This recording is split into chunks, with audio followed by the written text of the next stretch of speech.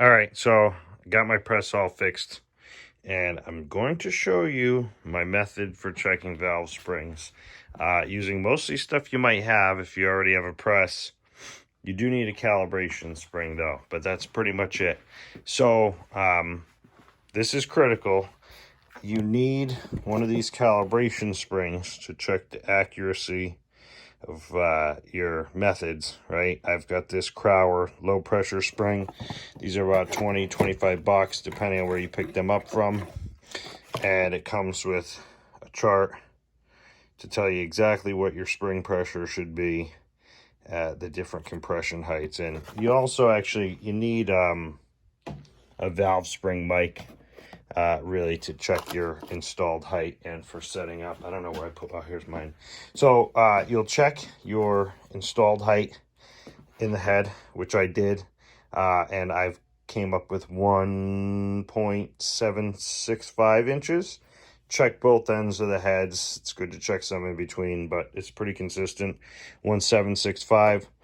Once you have that, what you want to do is set up your press. You need a dial indicator to measure travel, and you need an analog scale. My testing's not super accurate. I have to build in kind of an offset because this is literally a $10 scale, like from Walmart. It only measures up to 300 pounds. It's not the most accurate scale, but I get consistent results, so I know it must be fairly accurate. So what you'll do is take your valve spring mic. You're going to set it up in here and run your press down until it makes contact, and you have to set it up so that the valve spring mic can't pull out of here. You really need about 15 pounds of preload to not be able to pull it out, which sounds like a lot, but it works. And then you're going to set up your mic. You're going to zero it out at whatever that height is, and then you're going to check your checker spring and see what you come up with. In my case, I came up with these results. This is the offset or the error as compared to what the spring is supposed to have. And then from that, I calculated a percent offset or an error that I'm going to calculate in. So based on my spring specs, I should have 106 pounds on the seat and 272 pounds at 500 lift. If I build in my offset based off of at around 100 pounds, I got 1% error. I'm expecting a reading of 102, and around 272 pounds on this chart, which is between 1.3 and 1.2 inches, I've got about 8 to 10% error. So I built in just 8% error, come up with 252. And started checking my springs, and so far my readings are almost bang on 102 and 252. I got a couple that are down at 100, one that came up at 103, a couple that are 248, but I'm getting very consistent, repeatable results. And I started keeping records on when I do this, and these are the last two that I set up, and these were like, months ago. And if you look, I was coming up with pretty similar numbers at the same lifts on my checker spring. And this is, again, something I set up totally separate time months ago. So, 101, 133, you see I'm within a couple pounds on each. So, maybe scale calibration change. More likely my setup on the dial indicators changing things a little bit, but this works. So I haven't checked this spring yet. I'm going to go ahead and check it and show you live. So I've set this up so that it zeros at the 1.765.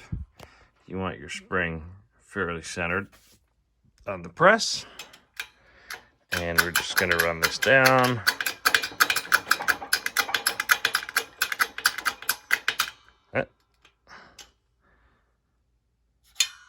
Snuck right up on it.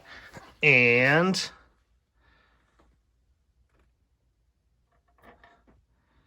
you can see this one's reading. This one's a little low.